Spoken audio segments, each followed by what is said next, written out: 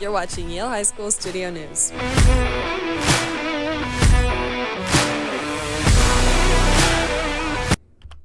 Good morning, everyone. I'm Jersey Hayes. Thank you for joining us this Monday morning. And I'm Kira Tabi. Today on January 27th, in 1973, the Paris Accord was signed and ended the Vietnam War.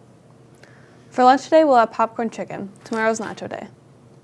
Mrs. Sotero will be selling muffins for $2 during Growth on Thursday. Also, the mock trial team has a mandatory meeting during Growth tomorrow in Mrs. Sotero's classroom.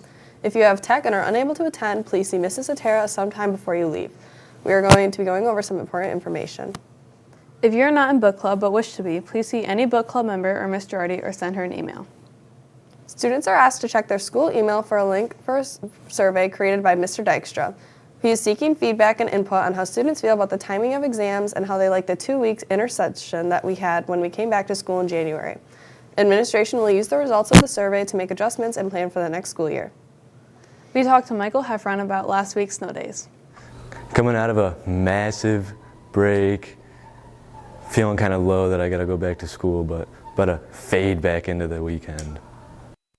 Ms. Washington has some reminders for the class of 2025. The FAFSA form is now available. Students and parents can complete this form now and apply for financial aid and attendance at college or career school. YHS is offering a $50 digital Amazon gift card for the next 30 students who submit the FAFSA and apply to 2 additional colleges besides SE4. Postcards about this were emailed to seniors' addresses. We found that the YPSD emails don't work for this, so students, please get your gift cards before they run out. Email Mrs. Washington your personal email address and a screenshot of the FAFSA submission. Ms. Washington also has a lot of helpful information about scholarship opportunities. Please check in with her to learn more about it. The theater class will be performing the comedy That's Not How I Remember It on April 12, 2025. If you are a fan of the 80s, this is your show. The cast has been selected, and here is the list.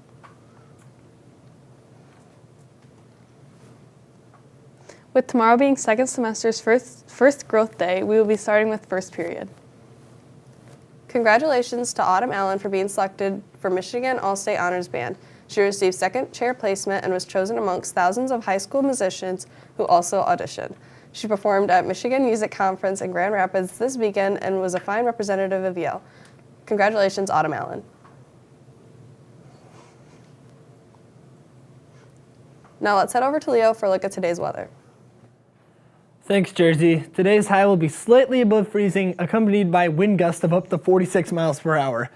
In space news, the ongoing planetary parade has the media going into a frenzy. For the next few weeks, 6 of the 7 planets can be viewed at once in the night sky shortly after sunset. Here's a photo that was taken in my backyard on Saturday.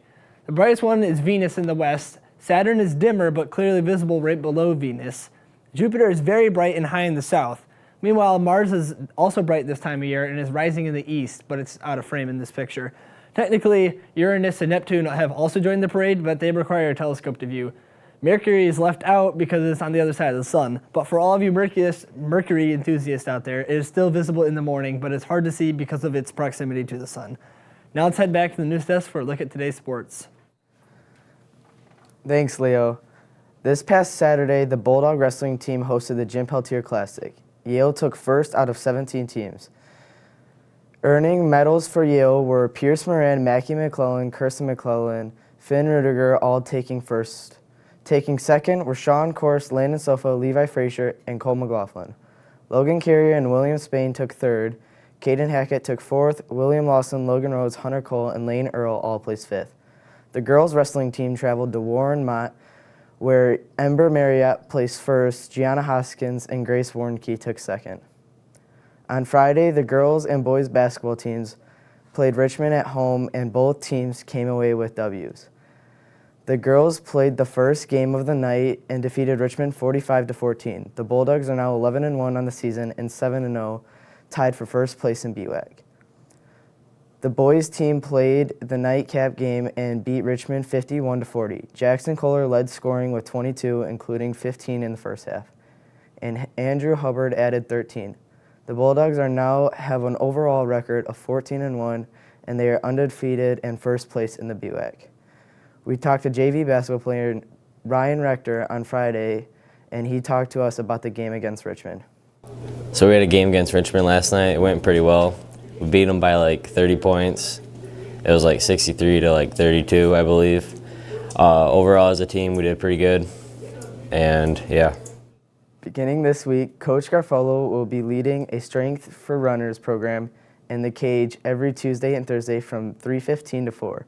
Workouts will be a mix of plyometrics, strength training, and core stability. These workouts are open to all students, but track athletes are encouraged to attend. Check with any track coach for more information. Students may have noticed that our championship banners in the gym have recently been upgraded. They are all now displayed in the Bulldog logo and color scheme. During halftime of Friday's basketball game, the new 2024 state runner-up banner was unveiled by the members of the girls track team. The new banner will hang on the west side of the gym beside the other championship track banners. Thanks for joining us today, and remember, stay classy, Ohio.